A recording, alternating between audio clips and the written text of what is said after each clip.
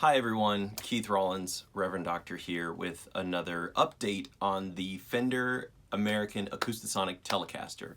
I wanted to give everyone an update because, as you may or may not know, the last month and a half, I've been on tour with this guitar. I just got off a few weeks ago, and I wanted to give you my further thoughts on it because it's entirely a different thing to be rehearsing and doing the occasional gig with a guitar. But after basically a month on the road, I played 21 shows in 30 days. I have to say that an instrument can really show you its true colors in that length of time. The very first thing I'm going to say is that this guitar is perfect for what I do. What that means is that it may not be perfect for what you do. And what I mean by that is this. As a live looper, I am looking for a guitar that has a lot of flexibility, that fits into all of the different sounds and textures I'm trying to create, and allows me to be able to do that quickly, efficiently, and in front of the audience that's watching me. Now, what that means is that it has pretty good acoustic guitar sounds, it has pretty good electric guitar sounds. But one thing that I always tell people is that it doesn't do either sound great, in my opinion. And when I say great, I mean top of the industry great. Right now, I would say that there are systems out there that get you a better acoustic guitar sound that has the character of the guitar that you love acoustically. For example, with the LR Baggs Anthem system, you have an undersaddle piezo pickup and you have a neck microphone pickup that in tandem work together and create a really wonderful full, if you're using just the undersaddle pickup, feedback resistant sound of an acoustic guitar for stage and live use. You don't have that with the Fender Acoustasonic Telecaster. What you have is some things working together, such as the undersaddle pickup, you have the magnetic pickup, and you have those working in tandem together to be able to create an image of your sound, along with Fishman's system that create and model your guitar, kind of massage the signal into sounding more like the instruments that you know and love. That Dreadnought with the rosewood back and sides, that Parlor guitar, that Martin Parlor. So it's trying to get you to evoke those kinds of sounds and those kinds of tones without having to switch instruments live. The other thing, the other side of it, is that as far as a Telecaster goes, the Fender Acoustasonic Telecaster does a pretty good impression of a Telecaster being played through a Fender Twin Deluxe. It does such a good impression of it that I'm able to run my guitar directly into my looper pedal and capture the signal there so that people can hear it live. What that means is that they're getting a really good sounding electric guitar signal that almost has speaker emulation into it, which is a super important thing. If you've ever played electric guitar direct, you know how really unmusical and flat an electric guitar can sound when it's plugged directly in. That was one of the first things that I loved about this guitar, was the fact that when you dial that in and you're especially like giving that, well, crunch knob and the mod knob more, that you can hear that color and that character start to come in. Now, having said that, it does a pretty good job at both. But for the acoustic guitar aficionados out there, for the electric guitar purists out there, I would say don't sell your workhorses on either end of the spectrum in order to get this guitar, because you're going to be very disappointed.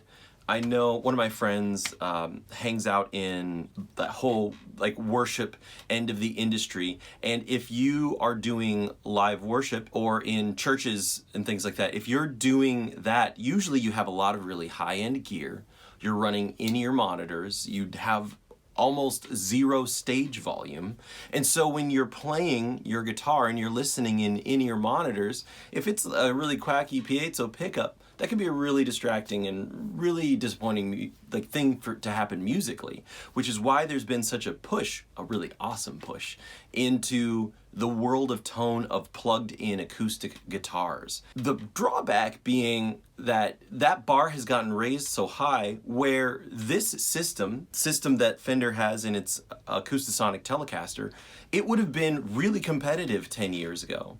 But now, like, we have such great combinations and blends of systems that are out there that are available for acoustic guitar that this one really doesn't hold its own. It sounds great in a live situation. When I go from, Casey and the Sunshine Band to Tom Petty, the fact of the matter is that those are really two different sounds and two different textures, that I'm playing on a blend of acoustic and electric guitars. The fact that I can switch people so quickly with such a simple setup is value added to me. Absolutely. So if you're the kind of guitarist that's, doing a lot, trying to introduce different textures, trying to keep your audience from being fatigued and it's just you, this is priceless. But I would say if you're in that ensemble and you're a full-time acoustic guitarist and you are in a pop rock band or maybe a harder rock band or maybe even like a really loud country pop band, and you're wanting a really great feedback resistant acoustic guitar, this will suit you.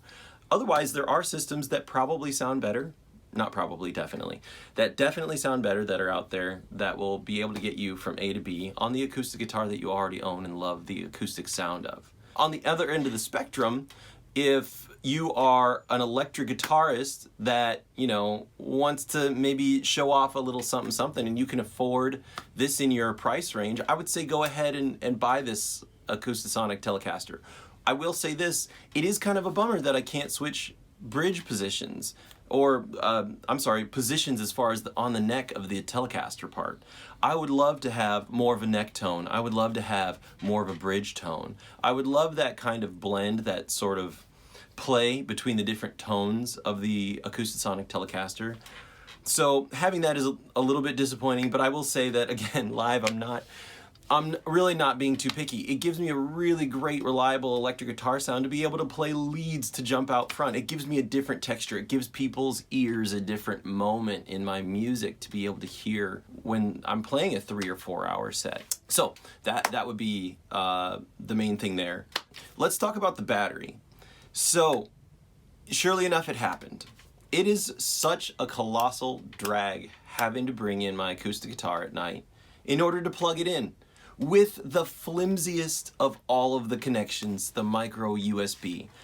I had a layover at my mom's house. Surely enough, my mom tripped over the cord, broke the cord, the actual little connector that plugs into my Acoustasonic Telecaster. I'm really glad it didn't break inside, because if you own an Android device or you have ever bought cheap cables, it is very possible to get that USB stuck inside the port, which is a really delicate connection. Is the kind of thing that if you go in there yourself with a pair of pliers, you could actually ruin the guitar and require sending it out to get it repaired or replaced.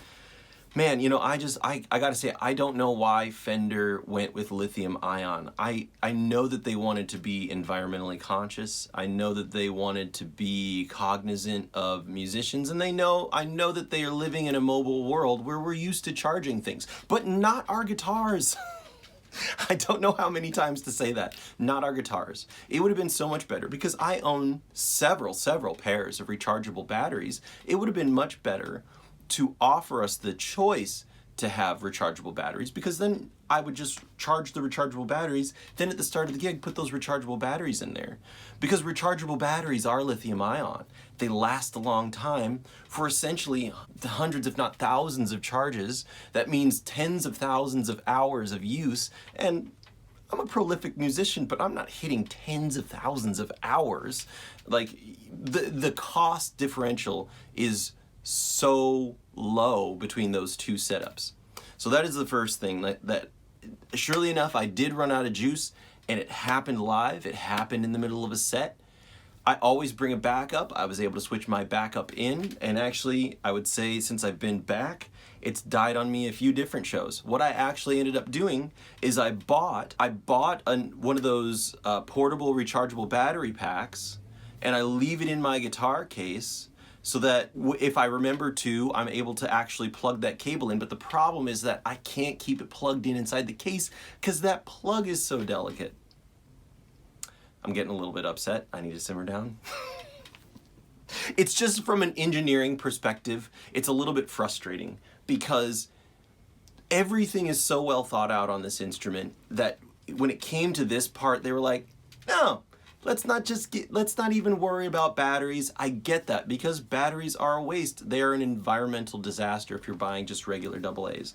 But someone like me, I'm not. Every single device that I have that requires batteries, I'm using rechargeable batteries if they're available to me. So that's one thing of note. That matte black finish, I will say that the matte black finish has held up really well. It doesn't really show any scuff marks or anything like that. It doesn't really have a lot of wear and tear. One thing I will say that I have been surprised by was once I started winding the string on the first string down a lot further on the post, I haven't had a problem with that first string jumping off anymore, which is really good. I will say that briefly I tried out medium gauge strings on it just to see how it would perform. The medium gauge strings didn't do so great. Same thing with the lighter strings. It's probably because I would need to have the guitar set up. But I will say that the 10s that the Fender American Acoustasonic Telecaster comes with do a really good job of both worlds. They feel tight enough if you're an acoustic guitar player to not be completely floppy and disorienting. And I will say that when you're doing leads and bends, they bend just enough for you to be able to execute. I would not say that they're not 9s, they're not 8s, so they're going to be pretty difficult if you want to actually truly bend them to be able to do so. Maybe I just need more finger strength. That's very possible too.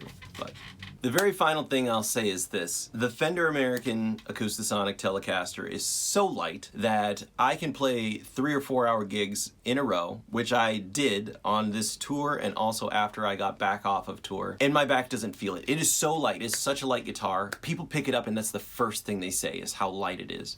And that's a wonderful aspect of it. If you're playing a show with a Les Paul, if you're playing even a show with another acoustic guitar, frankly, for that matter, after a 3 or 4 hour set, your back's kind of not happy with you. With the Fender American Acoustasonic Telecaster, one of the great things that you have is a really light guitar that's able to allow you to play for forever, because if you're used to acoustic guitar, the strings are even lighter. I will say that usually after a few sets, my fingers are torn up, not because I'm not used to playing, but because I'm just that rough of a guitar player. I have very thick calluses on my hands, but the problem is that, when you're playing with 12 gauge like steel strings, those are just basically razors on your hand after a while, especially after sweat and your hands are moist and it's moistening up your calluses and you're digging into them. Whereas the 10s, like, my fingers don't have to try nearly as hard. I find that my hand doesn't cramp nearly as often either. Finally, thank you so much for listening. As a general recap, I love this guitar. It's not for everyone. If you are an acoustic guitar aficionado or you are a purist, this isn't the guitar. You pure snobs out there, go ahead and hate on this guitar all you want. I love it. I love this guitar, and I don't care who knows. And the fact of the matter is that while I've been on tour and while I've been here, people, when I'm playing shows, they will come up and deliberately take pictures of just the guitar. It's such a conversation piece. And I clearly love talking about it, so it's really easy to talk with people about it. And it's another way for them to remember you, because it doesn't look like other guitars out there. So whether you love or know guitars or not, this one is eye candy. It's appealing, it's flashy. The very final thing is that, if you're an electric guitarist, this probably is not for you, because you're used to different pickup configurations. You're used to be able to swapping that kind of stuff in and out. I would say do not trade in your Fender Standard or Deluxe Telecaster or Strat for this guitar at all, unless you really want to, because this is not going to get you the range of tones that either of those instruments do. This really just gets you like a middle pickup Telecaster sound, and it's freaking fantastic. I mean, it's Fender's gear, so they modeled it impeccably, but I will say that it's not going to replace your workhorse electric guitar anytime soon. But for us live loopers out there, man, this is a godsend. If you're not a live looper, or rather if you're a live looper and you're not using this guitar, what are you doing with your life? So that's my only question. So, cool. Thank you so much for listening, everybody. I hope that you are all enjoying your gear, your instruments. I do have more reviews coming here soon. I've just got to carve time out of my schedule. I'm finally off the road. I am gearing up to be on the road again in August, and then I'm going to be on the road later in the fall, and that should be it for 2019. I've already started scheduling shows for 2020. Trying to do a lot more festivals and things like that. So if you've got a festival out there you want me to come to, Reverend Doctor.